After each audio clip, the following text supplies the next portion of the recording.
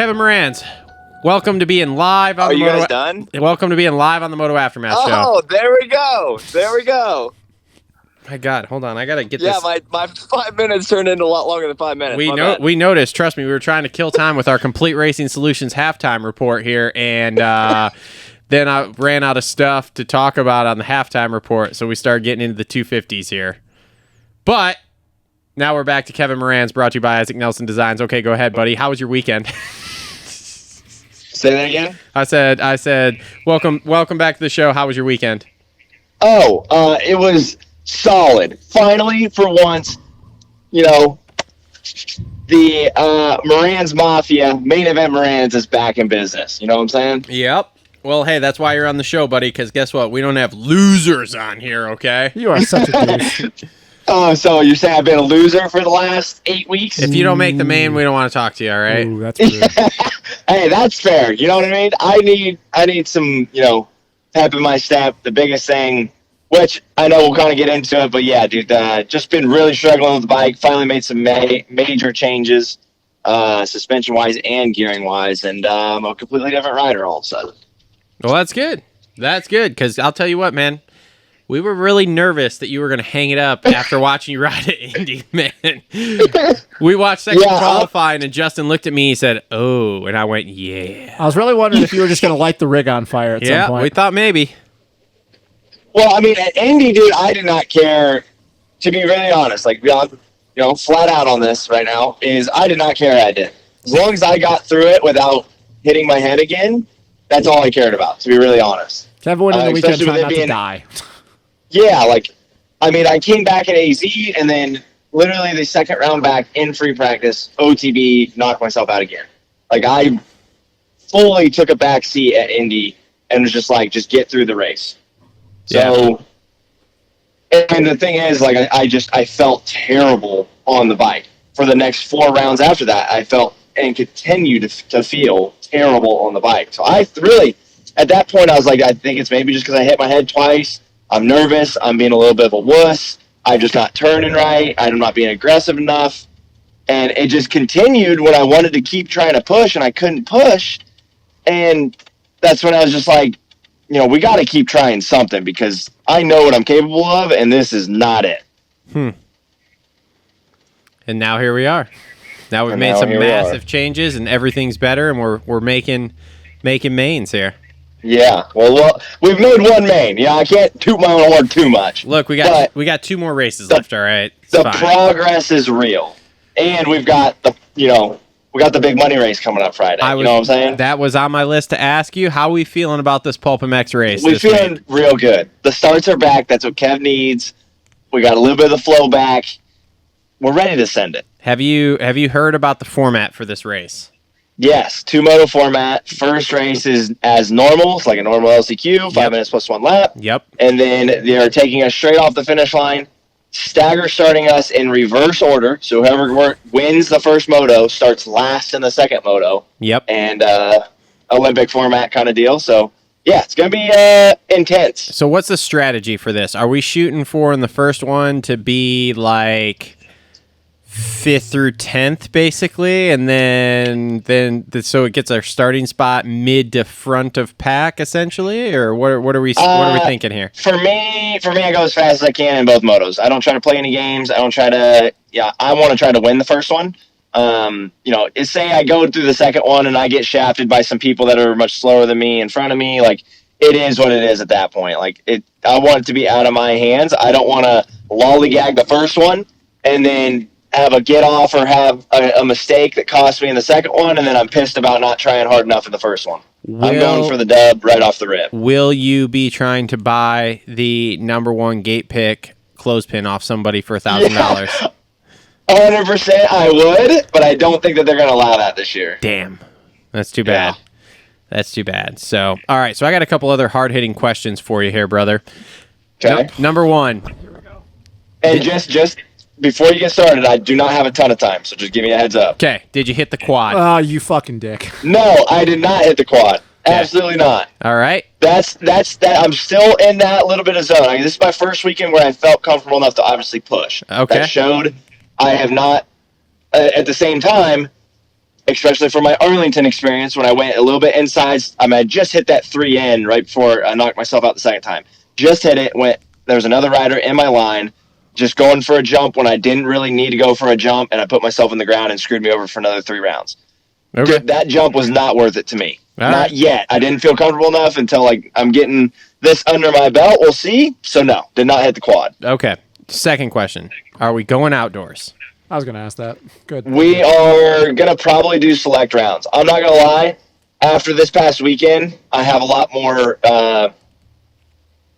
like you kind of said, like he thought I was going to hang it up after Indy, dude. Like it's been a struggle of a year. Like this past weekend put the love back in it for me. I was like, okay, I am still comfortable. I am still capable. I'm not an absolute, washed up rider. I really thought I just hit my head twice and I sucked now. Clearly, that is not the situation. The bike was holding me back massively. We didn't have the correct setup. Obviously, we could have figured that out. Every year in my past, literally every year in my past, I start out wherever I start out, and I grow every single round all the way through the year. So to have a roadblock thrown up immediately on me in between rounds 2 and 3 was off the bike for about 4 rounds. That's the time when I really get comfortable with the bike, make changes, continue to try things.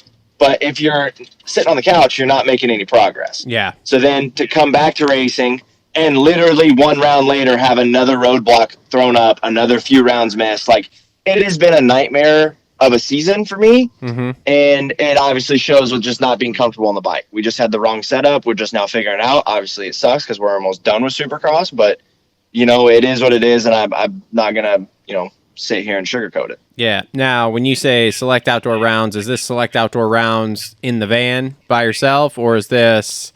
I will probably not be taking the rig. It's just too expensive to take the thing around. Yeah. It's obviously a lot harder to get sponsorship for outdoors than it is for Supercross. 100%. When it comes to like season long stuff. Yep. And me, so like my brother's wedding is June 15th, and I'm his best man. So as soon as Supercross is over, I'm not doing anything until after that because I'm not trying to do anything crazy, and obviously I don't want to be gone. I want to be there for his wedding and everything like that. Yep. So after that leaves me with realistically, we're looking at maybe Red Bud if I can get ready in time. Millville would be sweet as always. If I do Washougal, if somebody wants to give me a 2-stroke out there like the Hillsboro Motorsports guys did last year, Mm-hmm. I'd go out there and do that, and then Ironman to end it probably for sure. Sweet. That's what I like to hear. Realistically, that's what I'm kind of looking at. If it turns into more, like it'd be a situation where I pay somebody to transport my stuff, or if there's a team opportunity that comes up, then yeah, game on. I'm out. I'm going outdoors. But for the privateer program, I think it's wiser for me to invest that time into growing the program into a 2-rider team next year for Supercross and just making everything way more efficient so I can perform and do everything that I need to do to run the team and do all the content that I do. Sweet. So another question here. I'm looking for co-host here for on and off during the summer here because Justin's lost his commitment for outdoors. Oh, whatever, man. So he's only doing select rounds. You want to come on some of those early rounds there since you're not going to be riding them? Yeah, I could potentially do that. Don't write me down in stone on it, but yeah, I'd be down. I mean, you continue to support the program. Kev's there for you. Well, I'll talk to you some more about it, but I'm thinking like the phone people are going to be like 30 minutes a pop or something like that. Not like a 2-hour show with me. I'm thinking like 30 minutes and we talk about some select things from the race and go like that type deal. So, sweet. But yeah. So, okay, sweet. Awesome. Got another guy. All right. You got anything else for him here? No, man. I know he's on a truncated timetable. That'll be my one question if he's going to go outdoors, but he answered that. So great. Cool. Hey, have you heard anything about World Supercross? No, I've heard that it's canned, but I do not know that for a fact. I heard the teams have a schedule, but that's about the most I've heard. That's interesting. That's news to me. You know more than I then, apparently. Dude, I'm just over here digging all the time, Kev. Just you a should shit know. show. Digging scoops, baby. Digging scoops. like ice cream scoops. Clearly. Ice cream scoops. Oh, hey, I guess another question, because you were in the pits this weekend. Did they actually fire Sexton's mechanic, Zim, there? Or? I don't know. I don't know anything about this story, dude. I'm trying to figure it out. So kind of what I've heard is it was like a semi-mutual thing, because I just don't think that he was super stoked on, just didn't get along with everybody. Mm-hmm. I don't think it was anything super gnarly. and I don't think it was anything to do with the malfunction that he had, because apparently what I was told, unless they're lying to everybody, which would not shock me, is that a rock hit his throttle housing or whatever, it broke it. Like, that's what happened. I don't think that was a mechanical situation from the mechanic. So I think it was strictly he was just not vibing with everybody. That's kind of the story that I heard. Well, I really hope so, because Zim's a really good dude and damn good mechanic. So if that was that's no joke. If he was a scapegoat, that'd be a real fucking bummer. Yeah, 100%. So I don't know. But if you need a mechanic, you might be looking for a job. So there you go. I can't afford that. I was about to say I don't really know if he wants to pay Zim's salary. Kev's got dad from now on, dude. Oh boy. Boy. How's Frank doing? So he's doing good. Yeah. This main event made the season a lot more worth it for him, dude. It's been a struggle. He was obviously wanting to go to all 17 rounds, see the success that I had last year. And we have had everything but that, and a ton of rain, a ton of work for him. Yep. He's been busting his butt and not getting the fun side of things. So him actually taking me to the line this time for the first time this season, and immediately us going to the main event. Like this vlog is, like, I promise you, it's going to be one of the cooler vlogs that we've had, just because, like, he actually got emotional when we came back after the LCQ. Like, it was pretty cool to see, man. Sick. Well, then you know what that means, Kev. If you go and win the LCQ challenge. Dude, he's gonna go berserk. Dude. Well, you got to be up there and be like, you know what, this one's for you, Dad. Then you got to shed a little tear. Damn straight. I'll be watching on YouTube. Me too. All right, bud. Well, thanks for the time, man. We'll talk to you next week for sure too, because I want to hear about this LCQ race, because I'm sure there's going to be shenanigans and shenanigans with it. So I'll get a hold of you after the race next week, unless you're hopefully not fucked up. But wow. Knock on wood, dude. Who says that? Trust me, this jackass does. Look, how's the year gone? Okay. You know what? Yeah. Stop. How's the year gone? Stop. Hey, we got positive vibes. That's all we're going with. We did good at the last LCQ race where we were on the podium. We're going for the podium again. Well, and Kev's I will talking talk to you guys after we're on the podium. Kev's talking in the third person again, so you know things are going well. Things are going well because Kev is getting good starts. So, all right, buddy. Thank you, man. We'll talk to you next week, brother. Yep. Talk soon. See ya. Bye. All right, Kevin Moranz, everybody. Brought to you by Isaac Nelson Designs there.